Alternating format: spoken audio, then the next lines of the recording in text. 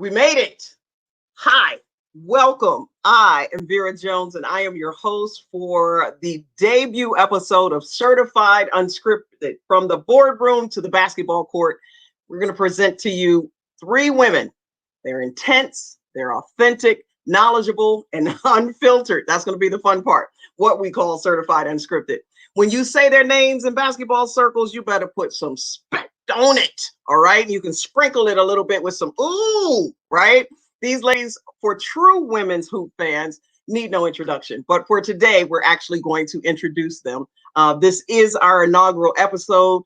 We're excited to be here. We're excited that you're joining us. In fact, if you are tuning in on Facebook or YouTube Live, we will invite you to go ahead, leave us some comments in the section, however you want to do it. We may or may not get to questions at the end, but we certainly, in episodes forthcoming, look forward to your questions. We'll talk about that more. But right now, we want to get right to the GM, Penny Toller. That's what I call her because I'm proud of her. I'm really, really proud that we have a GM. So former executive vice president and general manager of the three-time WNBA champion Los Angeles Sparks. She was a part of the organization for 23 years.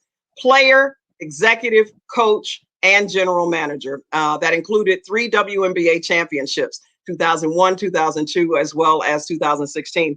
Penny became the general manager back in 1999. Some of you all were babies, and won the title 2 years later, making her the fastest person in professional sports, male or female, to go from being a player to general manager to winning a championship. Amazing. She's the winningest and longest tenured general manager in WNBA history. And she's the first female athlete to have her jersey retired in the Staples Center.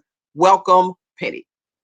Thank you, Vera. I just want to start by saying I'm super, super excited to be here, hanging with some of my favorite people talking about my favorite sport, basketball. So I'm looking forward to this. And I hope everyone out there, you tune in week after week, because, hey, this is it. This is the spot to be, the place to be.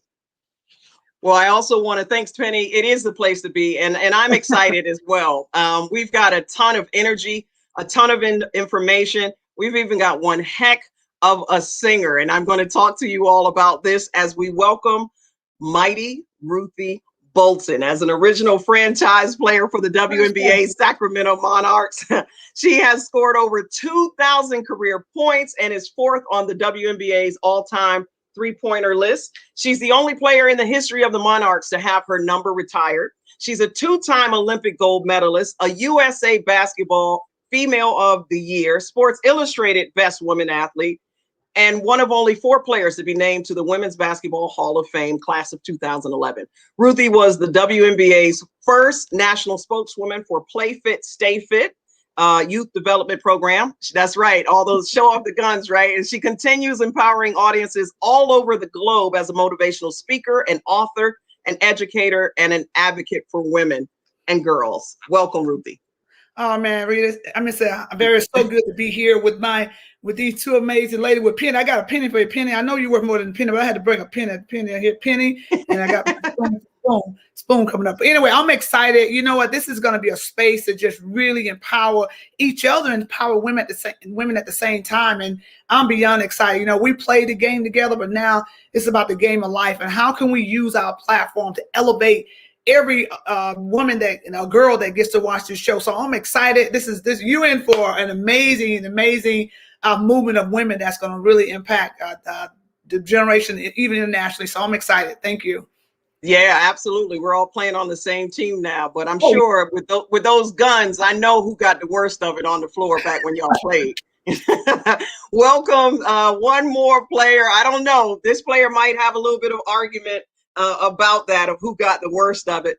You know her as Teaspoon Teresa Weatherspoon, an Olympic gold medalist, NCAA national champion, inaugural WNBA draft, New York Liberty legend, Louisiana Tech Wade Trophy winner, member of the 2019 Naismith Memorial Basketball Hall of Fame. Before that, the 2010 Women's Basketball Hall of Fame. We can now also add assistant coach for the New Orleans Pelicans. The former WNBA star was hired as the 8th. This is pretty amazing too. The 8th full-time female assistant coach in the NBA back in November of 2020.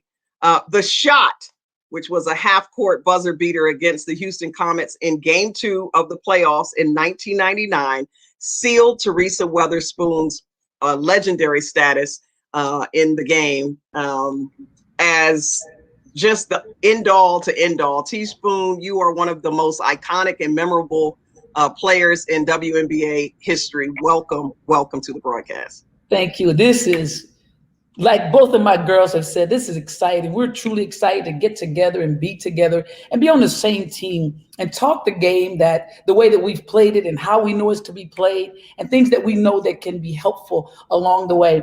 This is exciting to be a part of my girls, and we just want to have game time right now. This is game time. We're prepared and ready to go. Let's get it. It's game time. All right, it's game time. So, okay, here's the opening tip.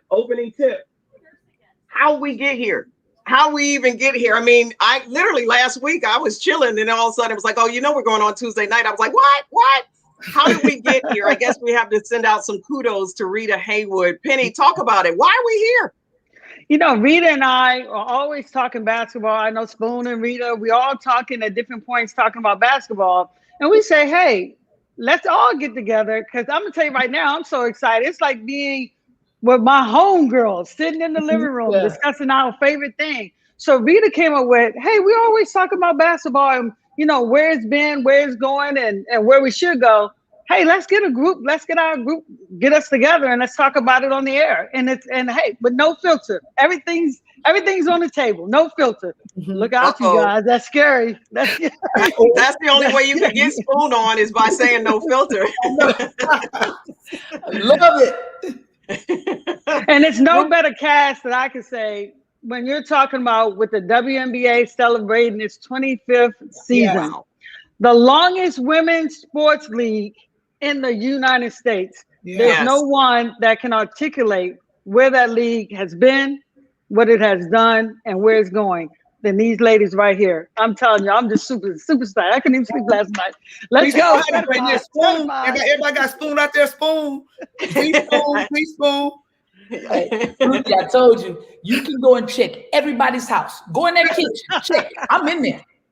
I'm in everybody's house. I know you in there. Yes, I know you definitely in there for sure. So Ruthie, where were you when you got the call? What were you doing? What were you thinking? You know, Rita called me and she's just like, hey, you know, her little soft voice, like I think, I love y'all.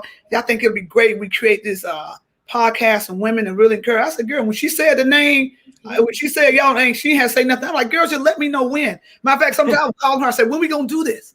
When we gonna do this? Because it was a no-brainer. There's some things you don't even have to pray about. Something just has to happen. And what better team? Like I said, we've all played against each other. And I won't even bring a Spoon. We should have won a national championship. She stole the ball from me down the stretch. I forgive you for that. But anyway, now we're on the same. We're on the same team. And to me, what better teammates with Penny and Spoon and being able to create this space and this platform to really remind women to flex their muscles and also to really speak. We got over 50 years of professional women basketball and a plethora of history. So I'm excited. To me, it was a no-brainer. And this is to me, you're in for a treat. This is going to be an amazing journey. Teaspoon, why was this show so important to you? Why was it important to do it? I think, first of all, let me thank Rita. Let me thank Rita for her vision, and then to put us together, because she recognized that Penny and Ruthie and I had a connection already. We're very close. We speak highly of each other. We're not jealous of each other's success. We always elevating each other. And I think that's the thing. That's why we're in here. And I know that's why I came. Because I knew they were going to elevate me, and I'm stepping in here to elevate them. And then we elevate everybody watching, because that is our purpose. That's why we came on here, is to make sure we're elevating people and giving people an insight of what we've seen and what we know. So when I was asked, I was like, heck yeah. And then guess what too? We knew Vera was going to be on here. Oh yeah. So we knew it was going to be conducted properly, and what we're saying and what we want people to hear, we knew that you would get it across in the right way. Yes. So one of the things, thank you very much for that. Because I'm getting old. I don't know. It's getting past my bedtime already. I'm looking, it's almost 8:00. No, you guys are too exciting to sleep on, that's for sure. And speaking of not sleeping on you, the history. just let's really, this inaugural episode is supposed to be about really just getting to know you all, and it will live forever out there in cyberland so that people can go back and review. So tell us, how'd you even get started? I will go ahead and say that I was 5 years old and I fell in love with basketball, and that's how my career started. Took me all the way on a scholarship to Syracuse University. But I went to Syracuse University because the one thing that I did better than basketball was run my mouth. So I knew I wanted to be a broadcaster, and I knew that my contribution to the game, I mean, my jumper wasn't bad, right? But I knew my contribution to the game would come there. And so that mindset came in college. Everyone has a story of what basketball has meant to them. Give me that background. I'll start with the GM again. How did it start for you? And when you grew up in DC with me, that's my homegirl right there. There you go, right there. So there we go. Rocking and rolling in DC. Mine started as a fluke. My parents worked. I have three girls who dated my family. Ruthie, we haven't caught your family yet, but we're dating my family.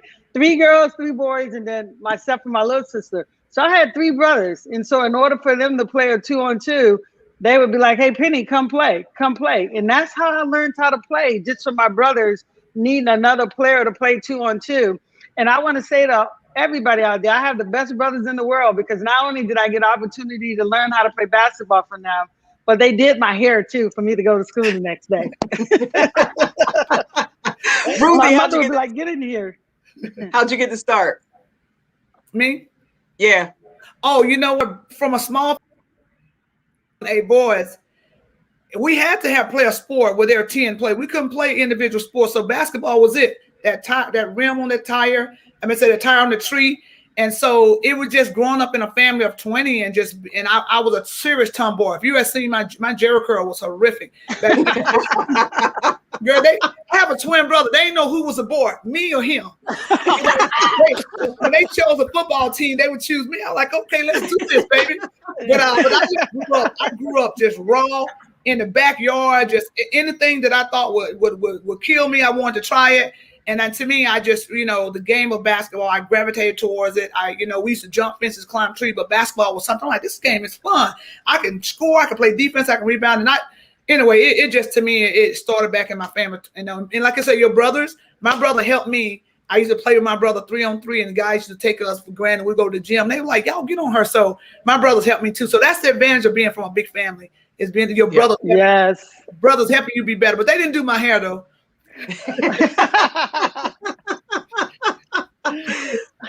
Spoon, how'd you get that start? Hey, well, I tell you what, Penny's hair is always on point, right?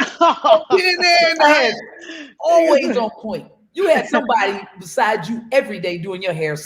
Hey, it went from your brothers to everybody else, because that hair is on point, girl. I'm gonna give it to you. Well, thank you. Check mark. Thank you. You know it. And Ruthie, yeah, I get it. I get that tomboy thing, because that was me. I started this thing when I was 4, and I stayed in trouble. I mean, I'm just be honest. I stayed in trouble. My mom and dad was trying to figure out what to put me in, because I had such an attitude. I wanted to win all the time. I wanted to win. If I didn't win, I'm crying. I'm fighting whoever it was. It didn't matter. I'm fighting right then. So every time I'm like, Mom, I want to play. Mom, I want to play. No, you're not playing, because you're going to fight. No, Mom, I promise. Soon as I lose, bang, I'm fighting. I was placed in karate classes because my mom and dad said I needed discipline. So I took karate classes for like 6-7 years. I did that, but basketball was my thing. I played baseball because I wanted to be like my dad. I played football because I wanted to be like my brothers. Then basketball, I could only play because I was from such a small place, 882 people. So I had to choose something: basketball, karate, baseball, football. Can only play basketball. They're not allowing girls to do the others. Wow. So I decided to play basketball, and I'm telling you, it was just a tremendous thing for me, because even when my brother saw me playing, no, you can't play with those boys. My dad, no, you can't play with those boys. Until I slipped out one day, my mom said, you go right ahead. Mom gives me the okay. I go out and my dad sees me playing. My brother sees me playing against the guys, and they get over here. I'm like, oh, I'm in trouble. You're pretty good playing against those guys. Watch out. And they got the chance to see you playing against the guys, and they allowed me to play. But I started when I was young too, just like everybody else, and then carried on from there. And then all of a sudden, here we are where we are today, had so many other opportunities come our way because we took advantage of what we did as kids and carried that on into our lives of what we wanted to do collegiately. Because I know for me, I don't know about you guys, for me, I came from very humble beginnings. And I knew I better use my athleticism or being academically inclined to get my butt to school, because it's very difficult for my family to pay for me to go to school. I knew I had to utilize my gift, and my gift got me to play at Louisiana Tech. My gift gave me a chance to be in the WNBA and to meet these ladies. My gift gave me a chance to play in the USA Olympic teams. My gift gave me a chance to become a player in the WNBA, and then playing and having a chance to be a part of the NBA. My gift it was about utilizing your gift, not taking that gift for any type of granted at all. I'm taking advantage of. And that's all we all did, was took advantage of a gift that was given, God-given. Exactly. It was destined, and nobody could stop it. It's destined. You can't stop. It's destined for you. Yeah. And I want to ask something. To me, you had a gift, and now it explains why you played the way you did, because you know your grit and you painted such an amazing portrait of basketball. Your tenacity, your love for the game. You're someone that everybody wanted as a teammate. And to me, that's what I applaud you, watching you play, and your love and your enthusiasm. To me, it was priceless. And to me, now knowing the story that you were trying to play, and now I know the truth behind the story, and it makes sense, because so I want to say to the TV land out there, to listen, I admire you. I appreciate your commitment to the game, and even you, Penny. That's why I'm so excited to be on this team with you all, young ladies that play the game and just painted this portrait of competitiveness is just great. And so to me, this is just the beginning of something even greater. You know, Spoon, your energy. Oh, I'm sorry, there. Spoon, your energy has always been like contagious. You know, it's always on 100. I tell everybody when I describe Spoon, I'd be like, you're the first person I ever see that could win a game without scoring a point. I mean, literally, you elevate everybody on the court and everybody on the bench as well. You know, your energy would just carry over, and your enthusiasm. I mean, you were a leader in every sense of the word. And the one thing that I know a lot of people out there, and this is what I want to say about this sisterhood and all of us coming together, where I feel like I'm just in the living room with my sisters. One thing about Spoon always called, PT, what you doing, PT? It's me, Spoon, what you doing? I'm just doing my check-in. This girl always checks in on me. I think we've known each other since we were 14, 15. Yep. Wow. Yep. Back at Blue Star, that's like doing the camps where we met each other. And one thing I always get this call, Penny, it's Spoon. You know who it is. It's Teaspoon. One thing I say about you, you check up on your people. And that's why I love you, because you are definitely a sister to me, just from another mother. All right. What you guys got to get this too is, and anybody that's listening and watching, when you see Ruthie, you see Penny, you see myself, and you talk about being competitive. Because you guys got to know this. Everybody got to hear this. People really don't hear our stories. They don't know why we were, what was driving us, why we were so driven. And I know every off season, and I'm telling you guys this, and you guys never knew this, but I'm gonna tell you now. Now you're gonna know. Every off season, when I'm in that gym or I'm in the weight room, I'm spelling y'all's name. I was spelling their name because I wanted to go after the best. I want to compete against the best. I knew the best would bring all this craziness out of me. It's coming. I was calling your name. I might get on the bench because I know Ruthie. Hey, Ruthie Bolton, Ruthie Bolton, on the bench, pumping. Pump, Penny. I get in front of that mirror with my handles. Penny toe. You always kept in mind the greatness of others for you to go to the next level. It wasn't about just going in and working. I'm thinking about you working. I'm like, I know they working. I know they're working. So how do we elevate ourselves to the next level? We did that. That's how we approached it. When we got a chance to get in front of each other to play, friendship was out the door. Exactly. It was out the door. But afterwards, with such respect for each other that we understood that the competitive nature was on the floor between the four lines. And when we walked off, there's the sisterhood. There's a sisterhood. And I know you guys, I was probably the worst one at shaking hands after. I know I probably was. Y'all know I freaking love you. You know I do. I appreciate you making me who I am. You can't compete against yourself. Yeah. I was competing against greatness to try to become great. Talking about this greatness, we have to go back in history. for the players that play now, they had you all to look up to, and we're getting some great comments and questions in the chat. And one of them actually speaks to the whole history of the game. Basically, who influenced you? We understand how we all got started as tomboys following. I had a brother as well and a bunch of male cousins, same thing. It's a little different for women now and young girls now. There are so many leagues and organizations and AAU and, you know, kitty camp, and there's all kinds of things that we didn't have, right? Kitty camp. You know, a kitty camp where everybody get the trophy, right? We didn't have that, right? You know, you go home, you didn't win, you didn't get a trophy. Yeah. But we had it. We still had some pioneers. So one of the questions was, who influenced you the most prior to the WNBA? Who were some of the people that you could have looked up to?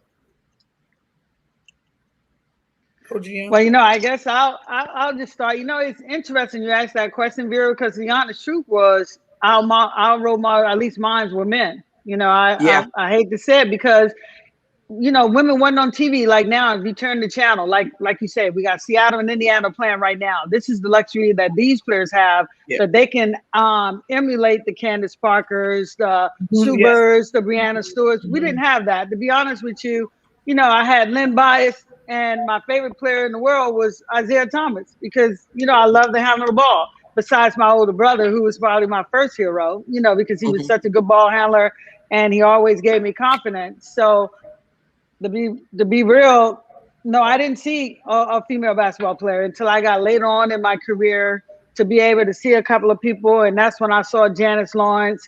That's when I saw Kim Mulkey. Her players probably don't even know. When people see her fire, they don't understand. It's sort of like spoon fire. It's always that fire on. You know, it's unfortunate that people won't get to see the Lisa Ingrams.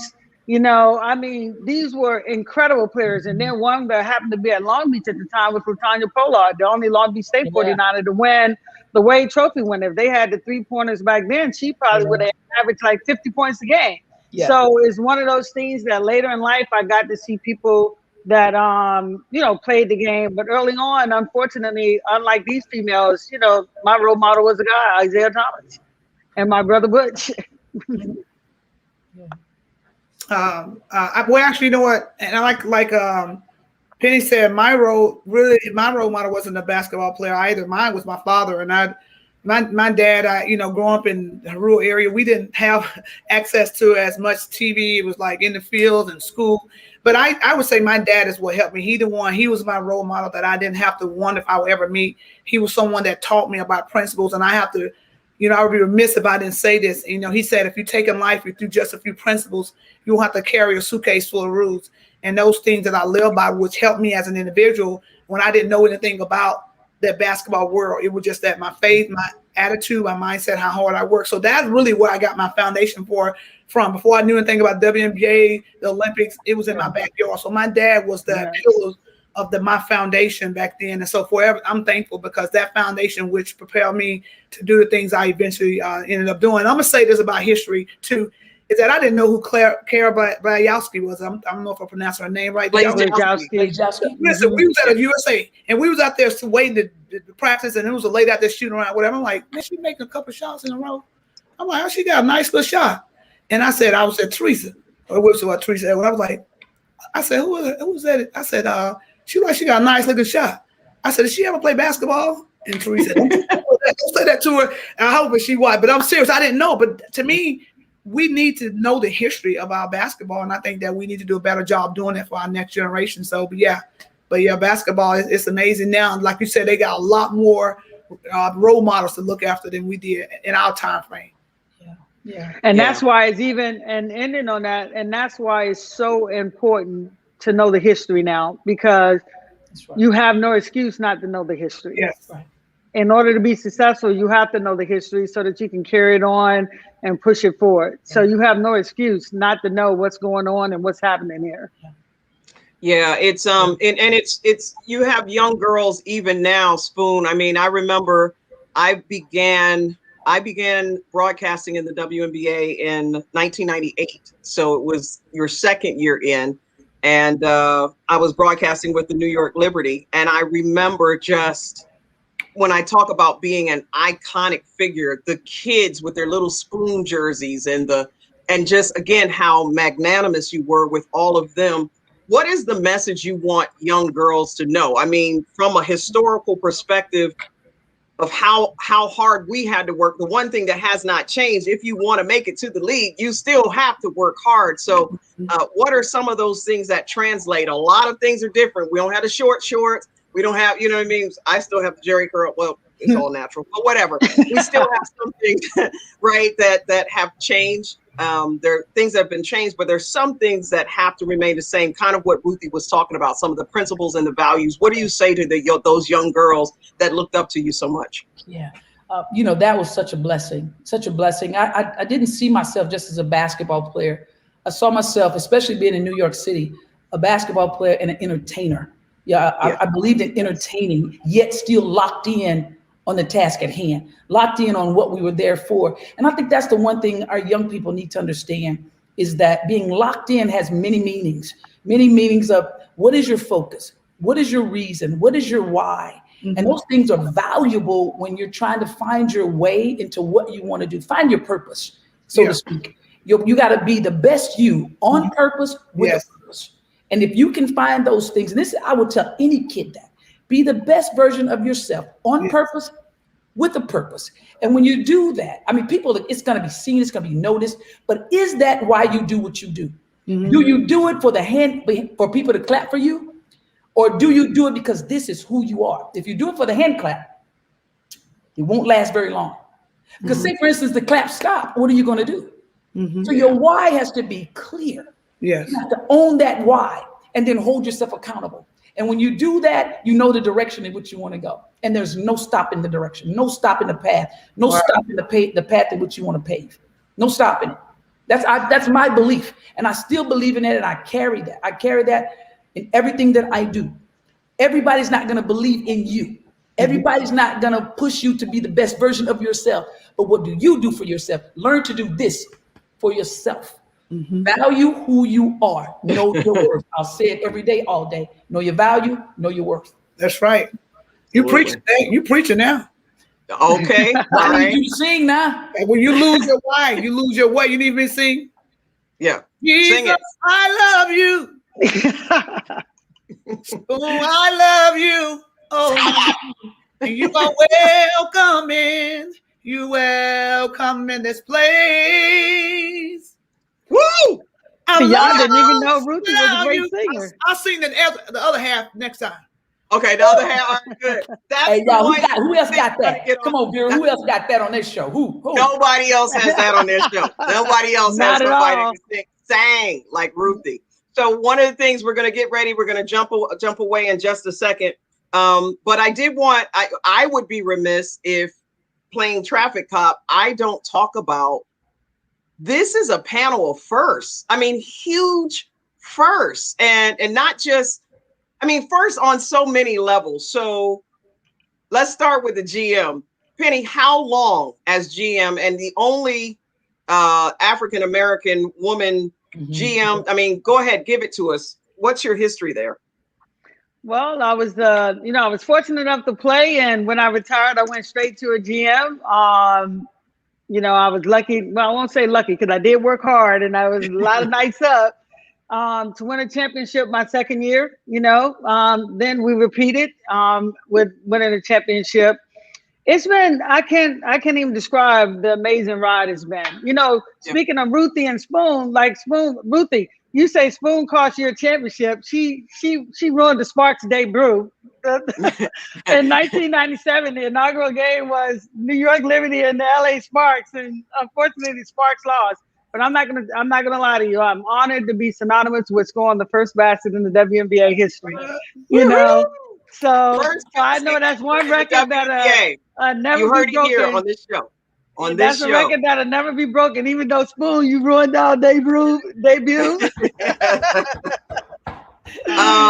Ruthie, you were the very first ever WNBA Player of the Week, correct?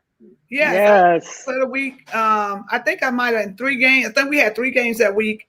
I don't know. I might have averaged like 28 points, like 7-8 boards still. But I mean, it was a good week, and I was coming off the Olympics. I'm like, I was excited and stuff. But no, that's a good honor to have. But it was a great start for a lot. And to me, it's like amazing how this league started. I feel like we laid the foundation. I know the league is in a better place than it was then, but we all laid we laid the foundation what this league is doing now. So I'm excited to have been a pioneer player for the league. Awesome. And then Spoon, I can't tell you how proud I was when I saw that you got the nod for the Pelicans as the assistant coach there. And I won't settle though until I see you as a head coach in the NBA or the WNBA, whatever your choice is, because that you have a gift to do that as well. It's a blessing. It's only a blessing. And I was just in the right place at the right time. The belief factor, I think, really mattered more than anything. Is it wasn't that I'm female in a male dominant NBA, but they heard the knowledge. They heard that I understood the game. They could hear it when I speak. That it wasn't what I thought I knew. I want to show them what I could bring every day. Yeah. All right. I would bring every day. To me, I walked in that every vessel that I would meet is empty. How do I feel the vessel? And that's the way I approach our young guys, is every day their vessel is empty. I will never assume, so I must feel the vessel. That is my job. That is my duty. Not my job, because I love what I do. It's my duty. I'm obligated to make sure that they are the best versions of themselves every single day. So how do I feel it? So it's been such a blessing for me to be a part of. And I understand that it's bigger than me. So I want to make sure that the toes that I have in, that I open it up for many other women to come in, because there's many women who are very, very capable of coaching at this level. And it shouldn't be a major story. Yeah. The story, because we know the game, we understand the game. It just so happens to be we're coaching men. That's how we see it. That's how we approach it. I think men invented basketball, but women perfected it. That's just the way it is. Okay. She just said from Spoon mouth herself. She said it's like she bringing in perfection. But you know what? I think that's really great. And it's the ability, and the knowledge. I think sometimes we've been stereotyped as women with, lesser than, but it's like you don't prove that the knowledge of the game and your experience, and that, and even when I heard you got it, I was like, oh yeah, that's a no-brainer. I'm like, what took so long? Yes. That's what I'm saying. What took so long? Because you got it. You play the game and your knowledge of the game. And I'm sure that those guys love you, and you bring something every day, and I'm sure you do fill their vessels. And to me, that's a gift from God, and I applaud you for it. And what a lot of people don't know is Spoon had already coached the men's team. A lot of people don't even know that, because the team wasn't on television. Spoon had already coached men before, head coach, back in New York. So it was nothing new to you, because you had already coached males. It's really crazy, because nobody knew that I already was the head coach of the Westchester Phantoms that was owned by Elton Brand. I was already head coach there, but no one knew or understood I guess I'll just be straight honest, because it's unscripted. The pain that I would go through just to coach a freaking game that I love. Yeah. Just to coach a game that I love. I don't care about nobody's position. I don't care what position you hold. All I care about is stepping between those four lines and teaching the game. That's all I ever cared about. With zero ego. I have zero ego. I'm willing to learn. I'm willing to hear. I'm willing to move forward in a way that somebody might try to direct me. But I also have something that I can help with too. The experience that you have playing the game, you can share it. It's not to experience and hold it. You experience it to give it back. And they say, hey, Spoon, you gonna hand your torch over to the next one? I'm like, heck no. And they said, you're so selfish. Why am I gonna hand this torch over to someone else when this is my struggle? Why do I want you to go through this struggle? This is mine. But what I will do, Penny, Ruthie, Vera, if your torch is not lit, I got you. I got you. I got you. That's what there you go. I heard that. Light the torch when you see it's not lit. Right. With zero ego. And don't service, want nothing service. Nothing for it. I want to spoon feed everybody I get to, Penny and Ruth and Vera. Spoon feed them. We're coming back. Don't go anywhere. Thank you for those of you that are joining us on Facebook Live, YouTube Live. You're going to be able to join us every single week, every Tuesday night, I believe, almost. We'll let you know if that changes, but we'll be right here, and we'll be right back. On the flip side, we're talking games that are up. We're going to talk about who's hot, who's not, and who your sleeper is. We'll be right back. We have a sponsor. Woohoo! In today's busy, fast-paced world, you need hydration that can go the distance with you. Face it, most sports drinks are more like soda. Many contain tons of sugar, artificial flavoring, artificial colors, and artificial ingredients, sometimes leaving you feeling sluggish, nauseous, and bloated. Well, there's a new sports drink in town, and she's got game. Introducing Electra, supernatural hydration for everyday doers, hustlers, and athletes.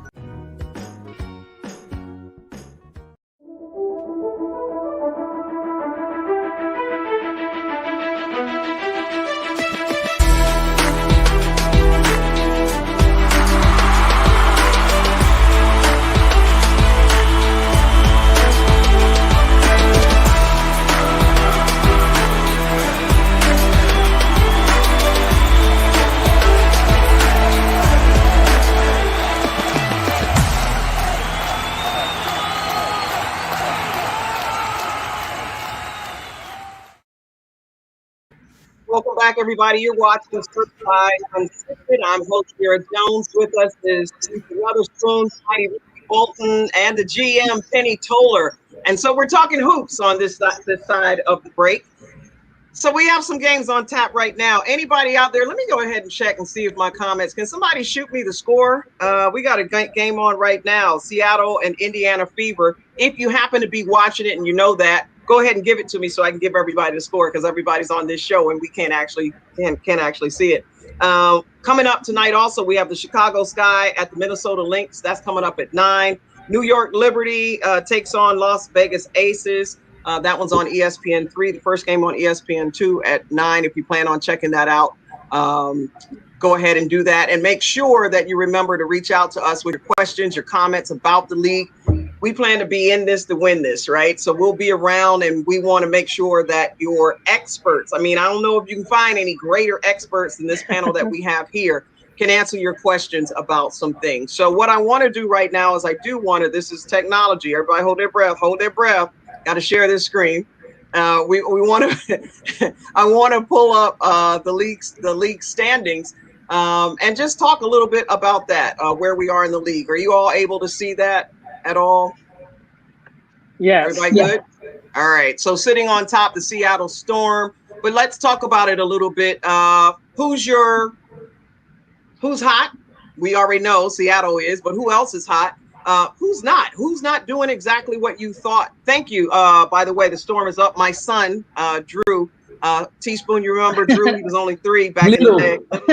He's 23. He's like, anyway, 44-36, Storm leads in the third. All right. So anyway, who's hot, who's not, and is there a sleeper team or a sleeper player that's not getting the love that you want to talk about? You guys jump in. Spoon, you left off. Why don't you go first? I think I'm gonna go with the sleeper player. And I believe that it is Laney with the New York Liberty. Okay. I believe that she's found a system that fits her abilities. And when you find that system that fits your abilities, you become comfortable, you become confident. And she's playing with a great deal of confidence and playing at a level that's unbelievable. So it doesn't really matter to her who's defending her, what night it is. She feels comfortable within the system, and she's playing very well and got them at 6-4 right now. Even though she has a great point guard in Sabrina, but she's also doing her job of making this team or putting this team at a position of being 6-4 when they were 2 and whatever the case may have been last season. She's a sleeper player for me at this moment. And then to add to that, what a lot of people don't know is when we're talking about the history and following the league, if you followed the league last year, she was waived by Indiana. And guess what, you guys? She didn't throw in the towel and go soak on the sideline. You know, she got picked up by Atlanta, had a great year, went from being waived to most improved player. And now, to me, she's in the talk for MVP of the league, because, I mean, she's literally having an extraordinary season. But let that be a lesson to everyone out there, that just because one team don't want you, another one will. So you have to keep working. Like it's like dating. It's like dating. Exactly. As a matter of fact, didn't she do something that no Liberty player's ever done, like 7 or 8 games with 20+ points straight? Yeah. I mean, she's balling. She's really balling. There's a level of confidence that she's playing with, and she's a joy to watch play. She plays hard offensively and defensively. And those kind of people, you got to love to watch play. They give you both sides of the ball. And she's doing exactly what you said we need to do earlier, Spoon. She's patting herself on the back. It didn't matter what someone else thought of her. Look at what she's doing. Like I say what you want, but she's in my talk for MVP of the league. I mean, because New York would not be there without her contribution, and she's doing it on a consistent basis. So you know it's not a fluke. It's not one day and she's doing it every night. Yeah, Betnijah right now 4th in the league in scoring. She's been in the top 5, averaging 21 points per game. Got some great. This is a post-driven league though right now. I mean, we got a guard set, but you got to give the love to the posts because they are killing it in the league this year. Ruthie, any thoughts? Who's hot? Who's not? Who you like? Well, I got a chance to see Minnesota play against LA Sparks, and Minnesota won the game. I think that they started off slow. I think they lost their first 3 games, but I'm going to have to – I like the Sparks defense. Like, I'm a defensive player, and the Sparks was down by like 14, 15. I said, it's about to be a blowout. I'm about to stand up and lead. And they came back. Their defense, like, they were all in them. And then with Fisher being the coach, to me, they look great to me. But I want to say something about the team at the bottom. I'm a fan of catchings. I know Indiana. I just feel like, sometimes you never know. They should come out with nothing to lose. I know I talked to Mary and Stan at one time. They don't have any superstar, but to me, I hope that they can turn around. I think that they can just say, you know what, we have nothing to lose, go out and play. So I'm gonna be cheering for Indiana Fever too. I hope that they can pick it up the second half of the season. From the GM's perspective, what are you thinking, Penny? What's missing? Who's not where you thought they'd be? Well, I think you speak of some teams. First, I want to give a shout out to Seattle and my girl Noelle Quinn, because Noelle Quinn, people have lost, and I mean they don't remember that Noelle took over as the head coach, and I'm sure a lot of people thought that they would lose a step, but Seattle's still at the top. First, I want to say that. Now, getting to the game that's tonight. This is the one that I want to see, and I'm going to watch after we get off this broadcast.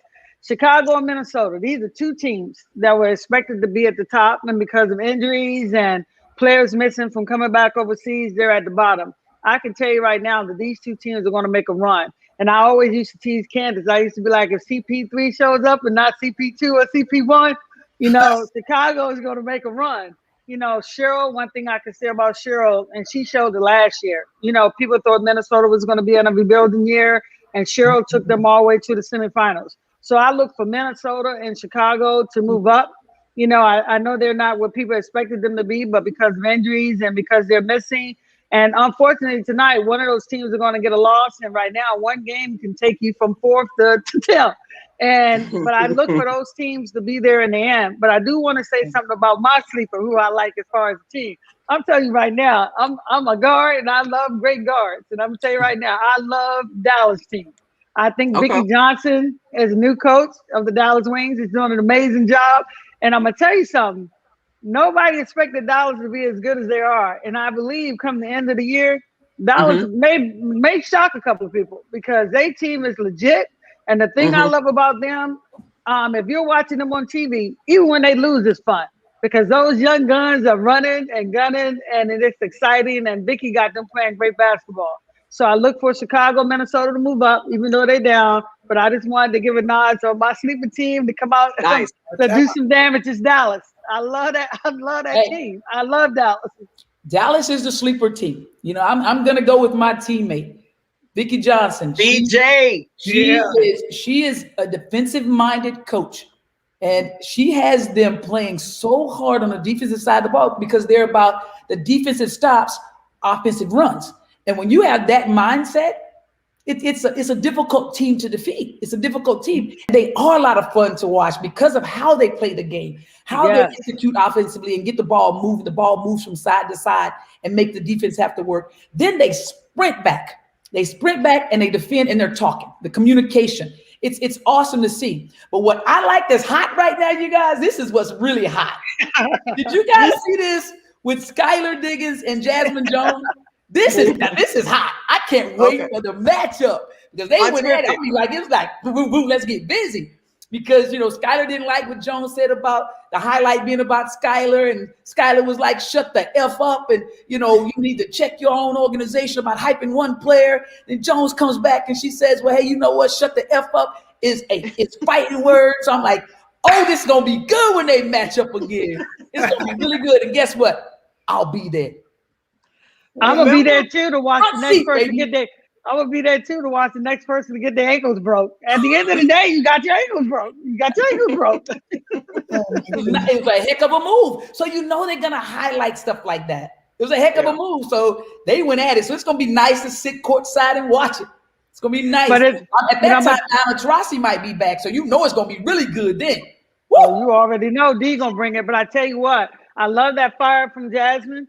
Yeah. Jasmine Jones, because guess what? It shows you New York has arrived, and they in it to win it. You know, they're not just sitting back on their heels. They want to make sure people recognize them, and they play is making people recognize them. That's why I didn't pick them as a sleeper team, because they already got everybody woke. You know what I'm saying? Yeah. You cannot sleep on them. This is going to be a great game tonight. They're the last game tonight playing against the Las Vegas Aces. That's going to be, you know, they're playing some great basketball up there. But I'm telling you, that competition, and it shows you that the WNBA is here. The competition is real. It's intense. You know, this took place off the court. So imagine next time they playing, you best believe I'm gonna have my popcorn suited up. Let's go for what you know. Go for what you know. Before we came on the show today, I watched. Did you all get a chance to check out ESPN's 144 when they were in the bubble? I saw it. That whole series. Wow, that was really. I'm hoping in our next episode we'll get a chance to talk a little bit more about that. About this year that they came off of. I mean, coming out of 2020 and making the decision to play even in the midst of COVID, to leave their families or bring their kids with them. This was an incredible. I want to give ESPN and the WNBA a huge shout out from the media side of things. Shanae Ogumake. Absolutely. Nneka Ogumake. It was just a phenomenal series. If you haven't seen it, anybody that's out there, please go watch it. I want to give a shout out to Dr. Jan Bethea, that made me watch it today, because it really gave me a whole new respect. What we did in our day in terms of, you know, being pioneers, whether it was, you know, on or off the floor, definitely important. But the history that's being made today, because of the advocacy, taking a stand for Say Her Name, taking her stand for Black Lives Matter, changing the whole complexion, at least in the state of Georgia, as far as the political landscape went, right? I mean, just to be able to say, no, there are women of color in particular, Black lives in particular, that are being marginalized, that are being killed, and to say we're going to use our platform. And although the league is 80% Black, 20% white, it wasn't divided that way. It was just no, across the board, we're going to stand for our sisters, for what's right. And I am just so impressed with the young people today. Talk a little bit about some of the challenges that race has presented, and a whole different narrative that has, it used to be you just got to play the game and maybe talk a little trash. Now you got to talk, you know, about what's right and humanitarian efforts. Talk a little bit about that from your perspective, Penny. Well, the thing I want to say is, and I've always said this, and this is why I follow the league closely now, and always will, you know, the WNBA has always led the charge. You know, we've always led the charge. We've always been out in front. You know, we may not get the credit for it all the time, but the WNBA is always in front. We were in front of Black Lives Movement. We was in front of what people don't understand is the WNBA for years have been voted the one league that has been the most diversified. You know, we get straight A's in this category, and a lot of people wouldn't know that. It's an awesome platform. I was proud of all the sisters, and you know, the NBA and baseball, all the sports that participated. I just think that, you know, it did change the landscape, like you said. So I'm just proud to be and have that history to be associated with the WNBA, because I'm gonna tell you something. When I'm about 90, you know, long time for you guys, even though I'm up there, I'm on the back nine, but okay. But I'm gonna be really proud one day when I'm sitting on my porch and I'm in that rocking chair and somebody brings up the story, and I'm gonna be like, you know what? I witnessed that. I played in that, and I've been there, done that, and I can give you a different history. So I'm just proud to just be associated with the WNBA, and you know, we've always led the charge, and people just now getting to see it, you know, just getting to see it.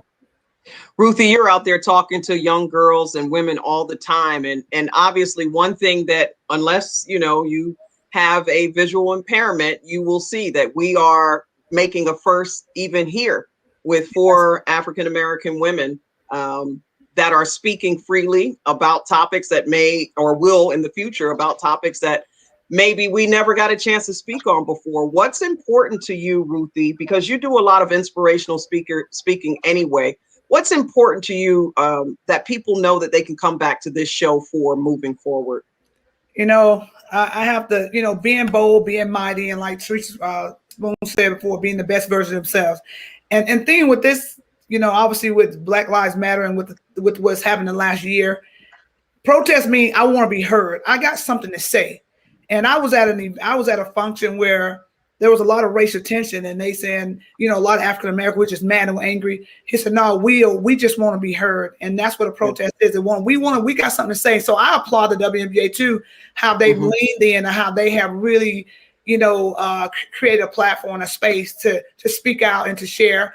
I remember Renee, we give a shout out to Renee Montgomery. I want to say, if I'm not mistaken, she took a year off so she could be a voice, where she could really be an advocate for, you know, for African Americans, say, hey, you know what, we want to be heard. So I think we've joined forces in a silent way, in a way that like loud silence, in a way to just say, hey, you know what, we want to be heard. So I think it's going to take everybody. It's going to take everybody joining forces. But I applaud the WNBA, and we just have to, you know, we got a long way to go, but I think we've made progress. In spite of all this stuff that's happened, I think we've made progress. We just got to keep leaning in, get off the sideline, and really get in the game. Talk about having a voice.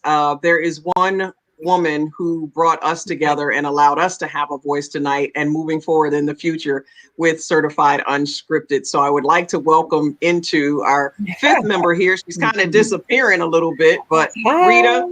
Yeah, Rita Haywood, our executive producer of Certified Unscripted. What up, y'all? Yeah. What up? What up? Big up, Rita. Hey. Thank you for this opportunity, Rita. Just your thoughts overall about your vision of what you saw in bringing together these 3 fabulous young women and allowing me to host it.